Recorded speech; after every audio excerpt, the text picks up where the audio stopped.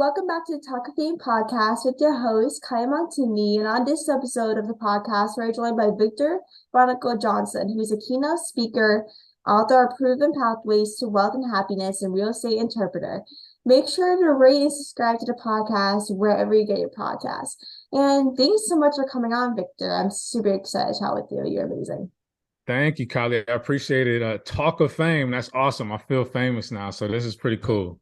Thank you. Like a lot of people like to feel like to see the name, be like, "Oh, I'm going on a famous podcast." Like that's pretty cool. But like, you are a real estate interpreter. Like, how do you find ways to find or even manage rental properties in the first place as a interpreter? Yeah, so it's a full business. I find properties, we renovate them, and typically we rent them out. So whether it's going to be long-term tenants, like, 1-year leases, 2-year leases, or we also do short-term. So like your Airbnb, VRBO type properties. But there's a whole process behind it. Obviously, I'm a mentor. I recommend people to find somebody who's done it before to help them, because it's not just finding the properties, but it's also putting your team together to help you with the renovations. It's also making sure that you have understanding of the loan process, or if you're not using all cash, having a money team that can help you get the financing to buy and renovate the property. And then the most important part is being able to manage the property, because that's how your money is coming back in, and knowing how to screen tenants and things like that. And so obviously, I do mentoring as well. I coach quite a few people on that. People can go to my coaching page at bethevictor.us. But that's the biggest thing I would recommend, is find somebody who's done it successfully, not just on YouTube, but someone who's actually doing the deal, and you can have evidence of what they're doing. Like, when did you start like doing all these things? Like, did you start during the pandemic or did you start before that?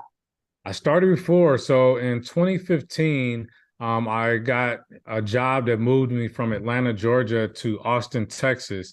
And I found myself with a much better paying job. When we sold our house in Atlanta, I got out of debt.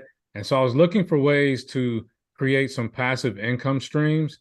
And I came across a little seminar where they were teaching you about how to get started in rental property investing. So that was literally 8 years ago this month, May of 2015.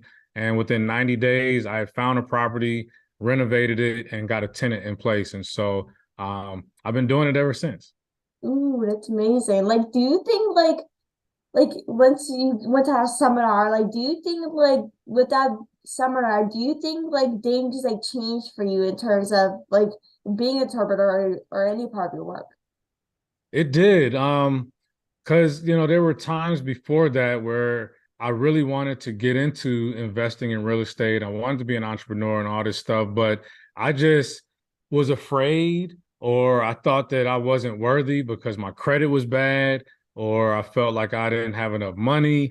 There were just all these what do they call it, self-limiting beliefs.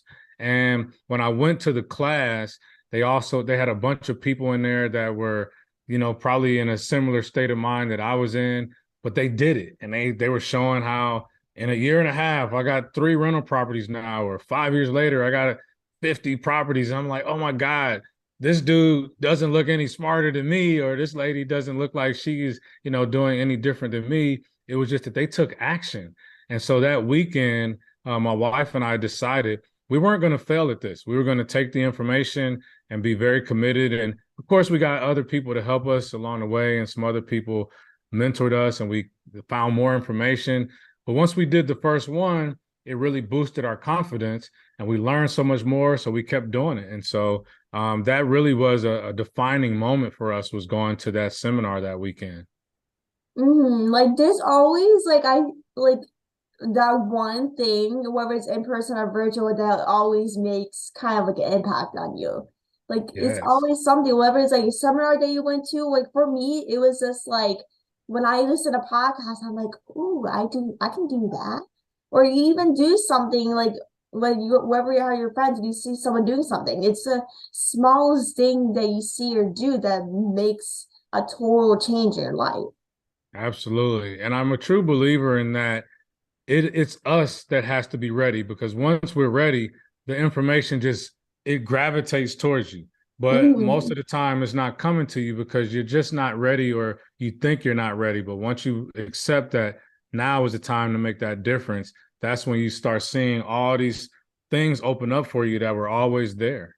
Like, it's just like when you open up doors like to your journey, it's just like once you open that up, it's just like you see things you've never seen before ever. Because some, Exactly. of course, like you see things through your maybe family's eyes, but sometimes you're like, why can't I see with that with my eyes? I have two eyes.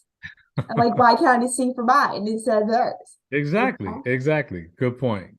But like from your perspective, like how long does it take for like you or any real estate interpreter to find or even sell a house? So I want to clarify. So I'm not the real estate agent. My wife is an agent, Mm, but I am the investor. So we find properties, and there's a lot of different ways you can do this. But our strategy is we hold on to them as long as we can, and we just keep renting them out.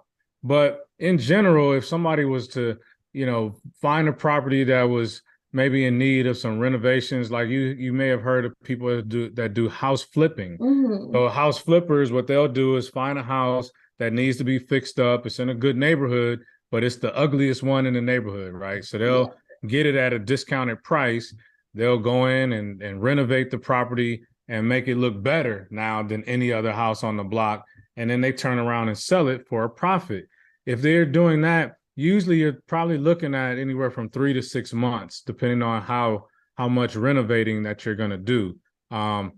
I don't go that route just because you pay a higher tax rate by flipping houses that you own in less than a year. For me as a landlord, I'm able to make money month over month, year after year. The values are going up. I get tremendous tax benefits.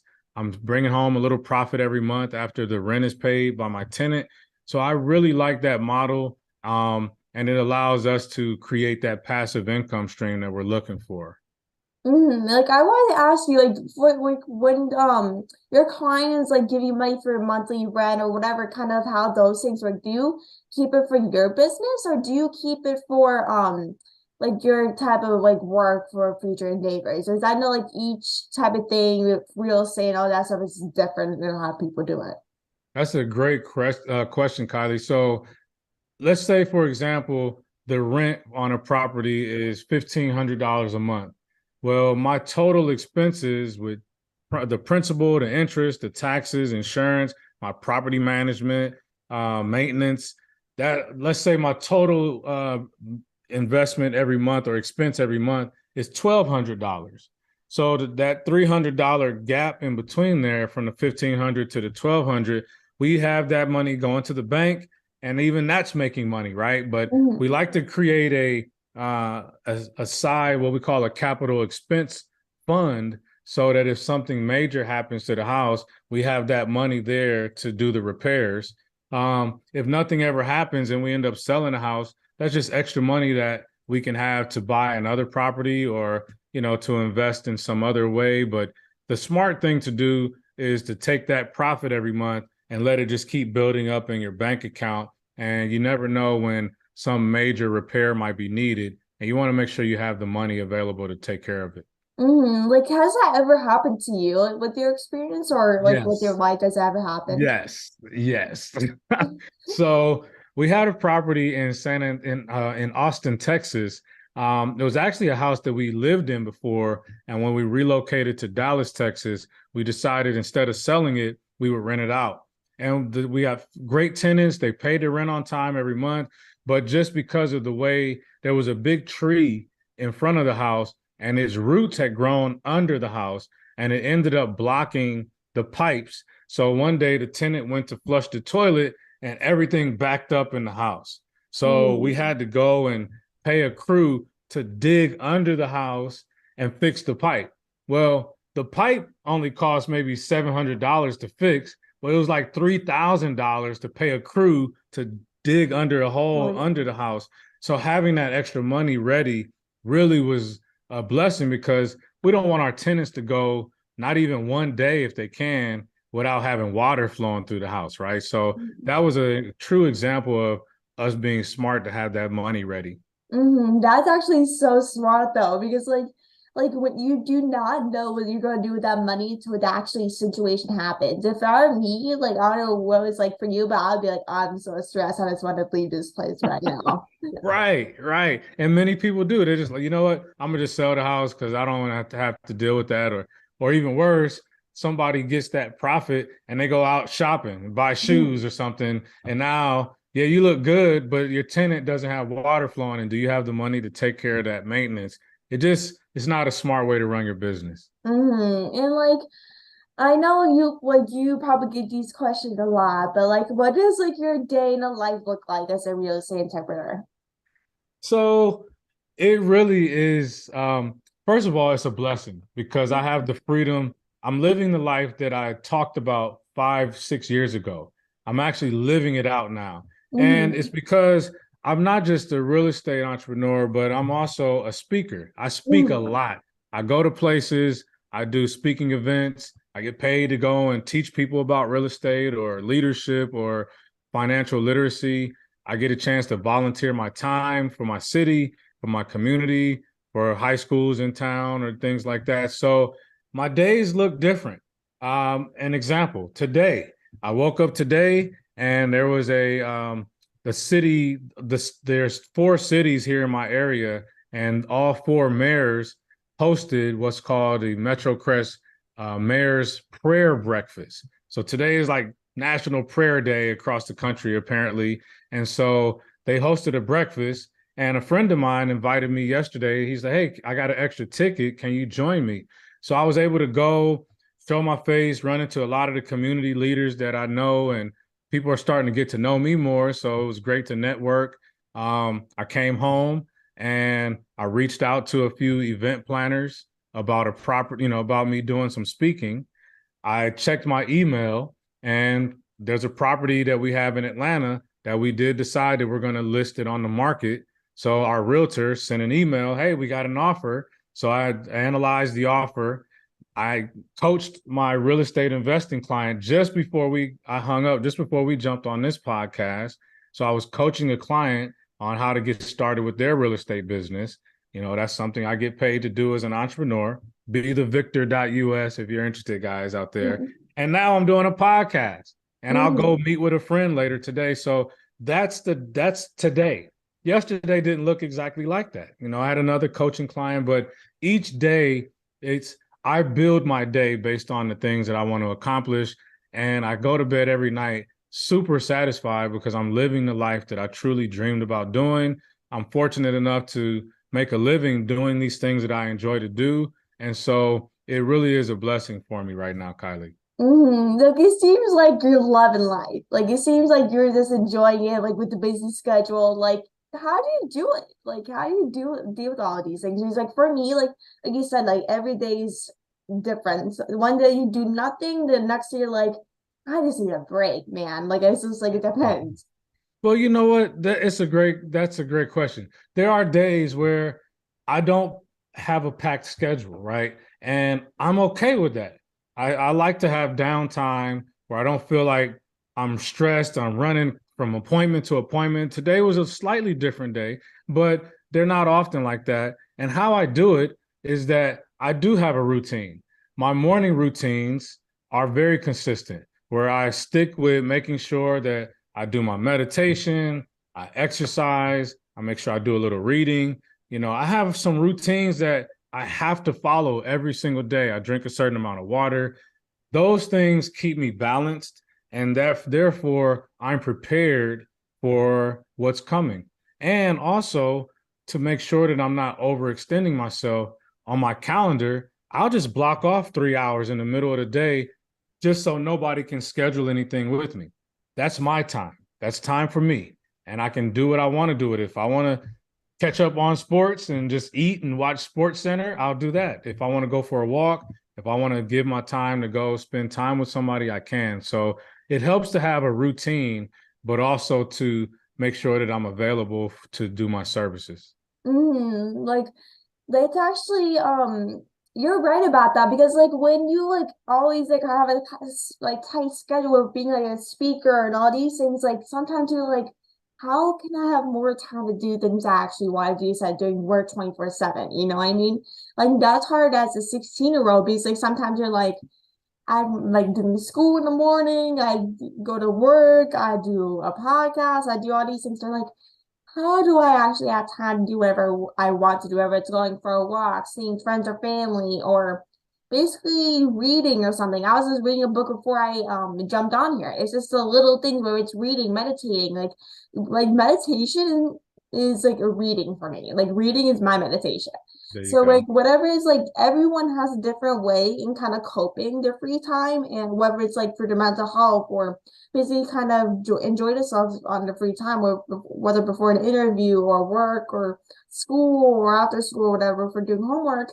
There's always that little price you have to pay in things you need to do to actually have that free time. Absolutely. Very well said. Absolutely.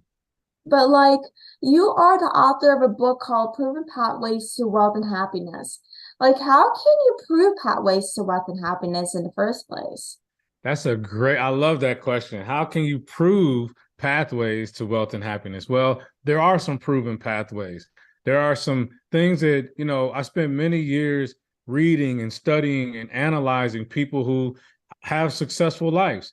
And first of all, happiness doesn't necessarily tie back to wealth. Whatever Mm-hmm. happiness is for you is happiness. But by studying people who have what they call happiness for themselves, so there are some proven things, like we talked about, creating some routines for yourselves that allow you to, follow a pattern and work towards what you're working towards, setting goals, being very determined about what your goals look like and visualizing those goals, seeing what they look like, smelling it, envisioning what that day will look like when you actually achieve that goal, speaking them into existence. If you were to follow me, you would see that I have mantras for my life, and I repeat my mantras out loud and also in my mind at least 10 times a day. And my mantras are talking about the life I'm living now, as well as the life that I want to create. And I have a tagline called Create Your Future Self. And these are the ways that these are proven pathways, proven ways to be successful is setting clear goals, visualizing those goals, speaking those goals, and then taking deliberate daily action towards seeing those goals out. Even if it's just the littlest thing, but being very deliberate and intentional about your actions, and also paying attention to the people that you spend your time with. It's only going to be one of two things. Either the people that you spend time with are building you up or they're tearing you down. There is no middle ground. Mm-hmm. They're either helping you and pushing you forward or holding you accountable, or they're taking you away from your goals. And so those are just a few of the principles that I put in my book, Proven Pathways to Wealth and Happiness, about how I was able to follow the guidelines of so many others before me. And now, again, I'm not no multi-millionaire, but I'm very wealthy in my life as far as the things that I'm living and accomplishing. And I'm very happy with my life. So those are Mm-hmm. just a few of the nuggets. That's the most important thing is that like what's like the name of your book, Wealth and Happiness, like wealth does not buy happiness. I know a lot of people are like, oh, I need money to live, like have a good life, travel, do all these things. Of course, you need that to live, but then it does not buy happiness for your personal life, whether it's going to the beach or going to a sporting event or whatever it is that you enjoy doing. It is not by wow. They didn't watch sporting events on TV, watch movies. But like the most important thing in life is who you surround yourself with. Whether it's your family or your friends or people that you work with is the most important thing. So of course you want to have those personal relationships. Of course, for me, I don't know if it's the same for you, but personal relationships are very important. Oh, yeah. For me, I'm not sure if it's for you, but it's like Yes. with personal relationships, it like when you have those relationships, it helps you grow as a person. Because if you do not have that mutual support, whether it's working or you're going through a rough time mentally, or you're something you lost a loved one, or whatever that circumstances may be, you would need to have that someone, whether it's a family, friend, or coworker, to be there for you. And like you wouldn't have that if it wasn't for if you took wealth over your priority. Right. Well, here's another thing too, Kylie, is that wealth comes in so many forms. We were just Mm-hmm. talking about a minute ago about time. You could be wealthy in time, which means that you have enough time to do everything that you want to do. You could be very poor in your time, meaning that you're always rushed. You never have enough time to complete things. Like it's the same way with money, right? If Mm-hmm. you have not enough money, then you always feel like you can't accomplish things. But if you don't have enough time, then you're poor in your time. So you can have wealth in a lot of things. You can have wealth in your health. What if you have 10 gazillion dollars, but you are not healthy? You got to stay in the bed every day, or you got to take medications to be able to even wake up every day or whatever. So you can have wealth in all these different areas of your life. So when I talk about proven pathways to wealth and happiness, I'm talking about wealth of whatever it is for you and ultimately being happy in the life that you want for yourself. Mm-hmm. Yes to that. Yes to that. But like, what are some things you cover in proven pathways to wealth and happiness to kind of like live your life and basically be happy? Like, or Right. some examples. So examples would be having it, so the book is really about goal setting and having the mindset to go after it, to really master your self-discipline. And so that goes back to some of the principles I talked about. So, you know, about about 7 years ago, I was just recovering from having very bad credit. My debt was bad. I was making good money, but I was living paycheck to paycheck because I had bad spending habits. I wasn't disciplined with my money. And so I decided that that had to change. And so I got very focused on creating a vision board about, okay, well, what will my credit look like in a year from now? What are the habits or the daily things that a person with good credit does? How do they live? And one of the things that came in my mind was a person with good credit and that's able to manage their money, they don't eat out every single day. I mean, not every single day, right? I was eating out every single day. And not only that, my wife was, my kids were. So it was a habit change that had to happen in order for us to be able to save the money, some of the money, and apply some of that money towards my bad debts so that my credit score would go up.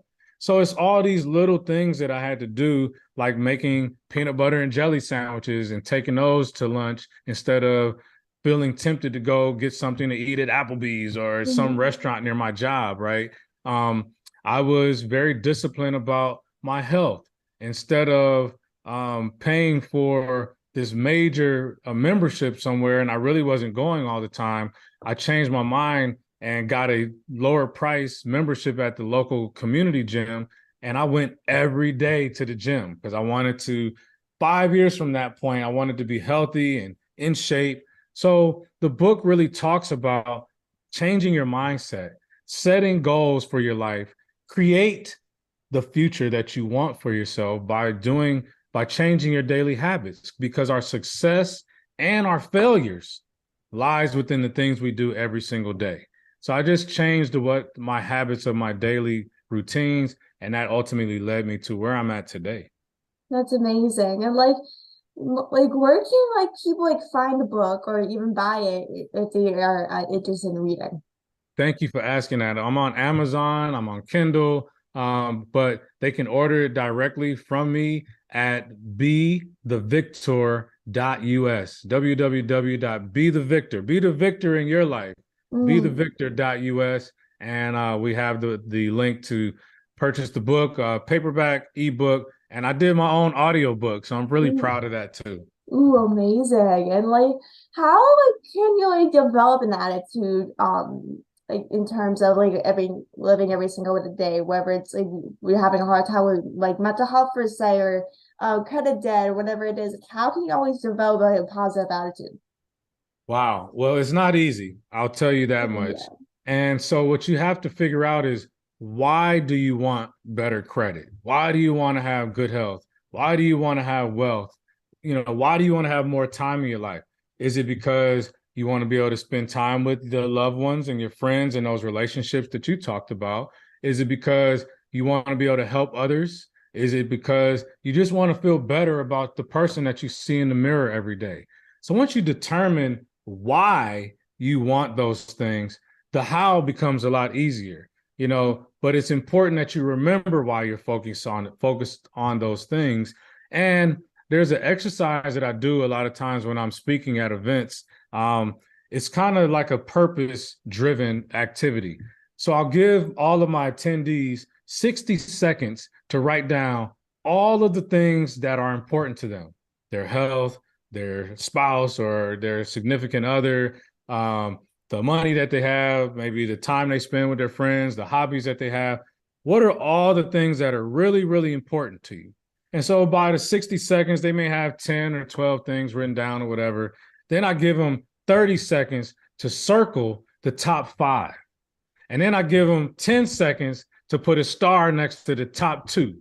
And then you got 5 seconds out of those 2 that are remaining. What is the absolute most important thing out of there? And what it does is it gives people a chance, one, to figure out what is important in their lives. Because a lot of times we don't write it out, so we don't really see it.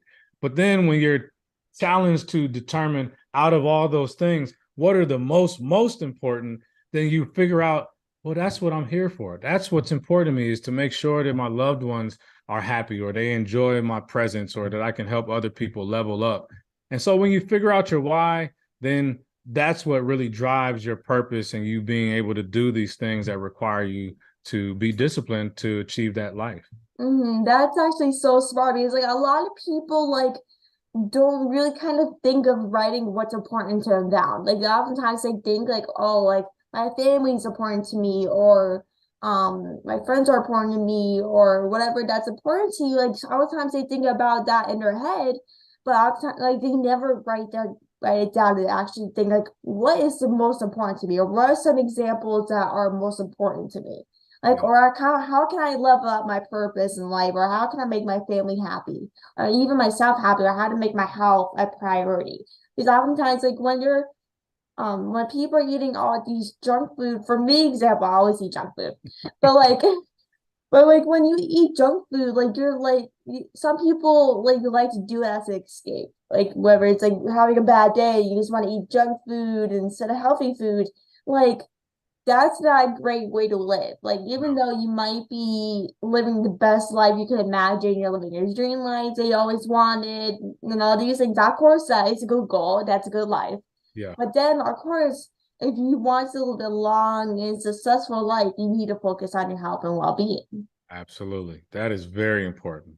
Like, how do you, if someone wants to have a good business or wants to be like an important part of like a business or in someone's life, how can they? Wow, that's a great one. Um, so I guess it kind of comes back to the purpose part, right? So, why do you want to be a good business person, or who are you serving? What problem are you solving in your business? And a lot of times we get into business because we want to make all this money and, do all of those things, but the bottom line about business is being able to be a problem solver. So Mm-hmm. ultimately, in my business, I help people who want to get into real estate investing. I help people who want to start businesses. And the only reason that I'm doing that is because I helped myself do those things. I realized that this is a life that I enjoy. I enjoy having control of my schedule. I enjoy being able to help people go from this place to that place and get results, right? And so you really got to figure out who you're serving, why you're serving them. And here's a big thing, Kylie, that a lot of people, unfortunately, we can go through a big majority of our life and don't realize this, but you kind of need to understand who you are. Like, Mm-hmm. who are you really? Like, I was 16 when somebody pushed me into this group and forced me to start talking in front of people. I never thought that that's what I was supposed to be doing or I enjoyed it, but I realized that I enjoyed the energy that came back and forth when I was speaking to people on stages or in front of people. I'm doing that for a living now. Like, I didn't realize then that that was a gift of mine, but it is. So many times we have a gift, and that gift will help us to solve problems for others. And when we're operating in that gift, then you don't even have to worry about the money, because so many people are going to gravitate to you because you're gifted in that and you're solving their problem. So the money is just going to naturally come to you. Like what like with you being said, like with being 16 years old, like after that one part in school or wherever it took place, like when you went up in front of everyone, it just makes you realize like, oh, I can actually do this in front of people. Like if you like, for example, like if you see me 5 years ago, like 5, 10 years ago, I was very shy. I had Okay. anxiety. I still have anxiety to this day. Don't get me wrong, I still have anxiety, but like who doesn't have anxiety? Obviously, like Right. everyone deals with anxiety in different ways, but like Mhm. and 5 years ago, I was just a small town girl, very shy, wouldn't talk to anyone besides like my close friends or family. And now I'm like, now I You're think a back to the whole podcaster now. podcast and just won't stop talking. Like you just see how like things changed from where you were 5, 10 years ago. Right. And I can tell that you truly enjoy doing this. And Hmm. that's because it's a gift of yours. You're great at this. So you should be doing this. And I'm so glad that, I mean, obviously, you're probably a little younger than I am. So you found this at a younger age in life. And who knows where this will take you. But it's because I bet you could probably do this all day or plan it all day just because you enjoy that. You're not focused on making tons and goo-gows of money. You will, and you probably are in some capacity, but because you're operating in your gift, this will be something that you'll be able to serve others. People will hear this interview and it will change some people's lives just from maybe the smallest thing that we're not even thinking about that they heard. But it, like we said earlier, it was that defining moment that caused them to say, you know what, I can do this. If she was a small town girl that didn't even like to talk to people, now she's hosting her own podcast, then I could do that too. Like it just shows like if you see someone that's about like 60 years old or even younger. I know people that host podcasts when like before I even started. I started at 14, but it's like when you see these young people, no matter how you are, you can start anything, no matter how old you are. Even if Yeah. you're in your mid 30s, a adult, or a young kid, or even my age, you can start anything. There's no age limit to where you can start. Like if you see me like 5 years ago, I was doing nothing. I didn't know what I wanted to do in life. I didn't know what I was like kind of wanted to do or saw myself as a person. Like I didn't know like what I exactly wanted to be as a person. Like I was like, Mhm. why am I being shy? I was like, kind of questioning my abilities. But then Right. I was like, kind of like, why, who am I? Like, who do I want to become? Like, why do I always want to be so shy in front of people? Why can't I just talk? Like, why can't I just talk to people? Because obviously, if you are shy, you basically like don't really talk and have that connection. But of Yes. course, everyone has their own personalities, and shy is the only thing you might be self-conscious about. And that Right. was it for me because shy was a basically like a self-conscious thing for me when I was young. And I Hmm. might be still shy to this day. Sometimes around people, I may be like a little shy. Like even though I might not seem like it to this day, at 16 years old with a podcast, like, people are like, "You're shy." I can't tell that. But it's like That's all with right. some, like I might seem shy when I'm not doing interviews.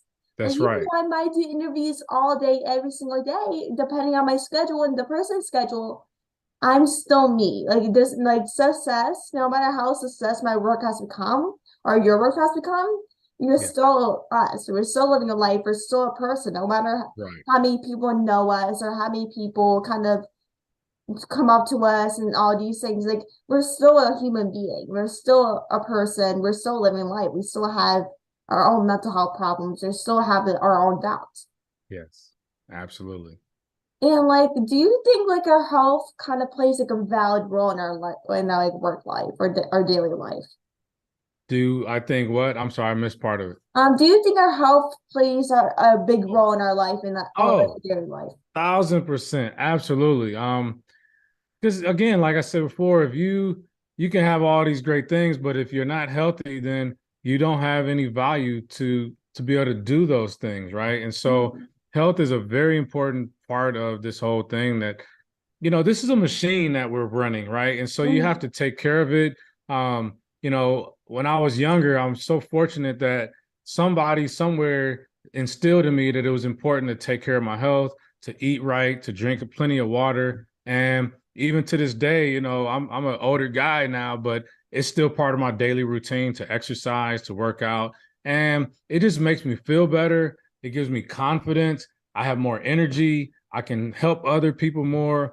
It's just you have to put your health, I would say, behind whatever your spiritual belief is, your health has to be right there, either next to it or right behind it, because it's the only thing that's going to keep you going.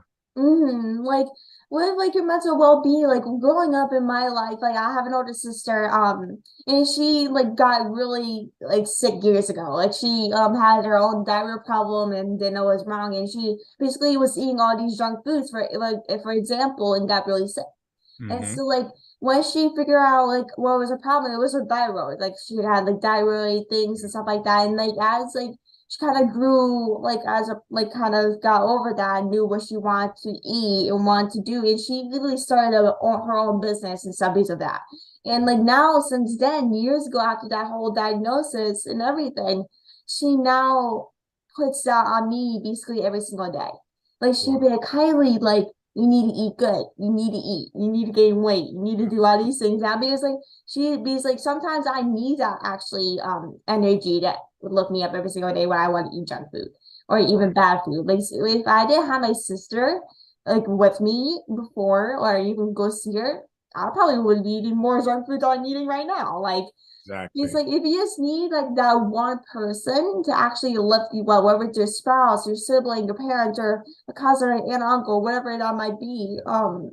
There's always that one person that might lift you up in uncertain times, whether it's like a eating disorder or in Mm-hmm. depression. Like I've dealt with all those things, and like Me too. with my sister, like it's just like with her motivation, like it's just like sometimes I'm like, do I have to? Like, do I have to eat all these things? Like, do I have to do that? Because like, because I know if I listen to her, my life would get much better than it was a couple of days ago. Yeah. Yeah. That's awesome. It is important. Mental health and physical health, spiritual health are very important. And I want to thank you so much for coming on the podcast, Victor. You're amazing, so inspirational. I loved our conversation, and thanks so much for basically jumping on and make sure everyone go connect with him and buy his book and everything. And yeah, so thanks so much for listening, and thank you, Victor, for coming on again. I love chatting. Thank you, Kylie. I appreciate you. Of course, you too. Have a great rest of your day. You too. Bye.